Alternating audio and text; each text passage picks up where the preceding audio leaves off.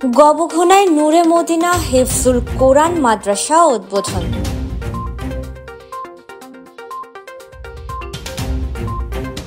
রাঙামাটি সদর উপজেলাধীন মগবান ইউনিয়নের ২ নং ওয়ার্ডের গবঘনা বাঙালি পাড়ায় নূরে মদিনা নুরানি হিফজুল কোরআন মাদ্রাসা ও এতিমখানা উদ্বোধন করা হয়েছে।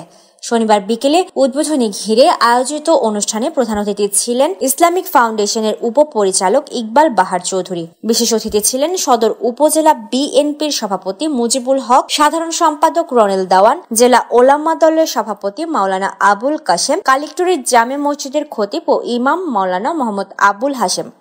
নূরে মদিনা নুরানি হিফজুল কোরআন মাদ্রাসা ও এতিমখানার প্রতিষ্ঠাতা ও পরিচালক মাওলানা মোহাম্মদ নোমানের সভাপতিত্বে জেলা ওলামা দলের সাধারণ সম্পাদক মাওলানা ইব্রাহিম, সাংগঠনিক সম্পাদক মাহাদি ইমাম, সদর উপজেলা বিএনপির সহ সাধারণ সম্পাদক সুর মোহাম্মদ, মগবান ইউনিয়ন বিএনপির সভাপতি দিদারুল আলম, উপজেলা বিএনপির সহ ছাত্র বিষয়ক সম্পাদক কুতুব উদ্দিন মুরাদ সহ স্থানীয় গণ্যমান্য ব্যক্তিবর্গ ও অভিভাবকরা উপস্থিত ছিলেন। এই সময় বক্তারা বলেন, নূরে মদিনা নুরানি হিফজুল কোরআন মাদ্রাসা ও এতিমখানা গবঘনার মতো পিছিয়ে পড়া এলাকার শিক্ষার মানোন্নয়নে বিশেষ অবদান রাখবে। তাই এই প্রতিষ্ঠানকে সার্বিক সহযোগিতা করার আশ্বাস দেন বক্তারা। আলোচনার পর দেশ ও জাতির মঙ্গল কামনায় বিশেষ দোয়া মোনাজাত করা হয়।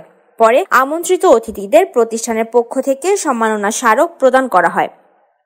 Desk report, CHT TV।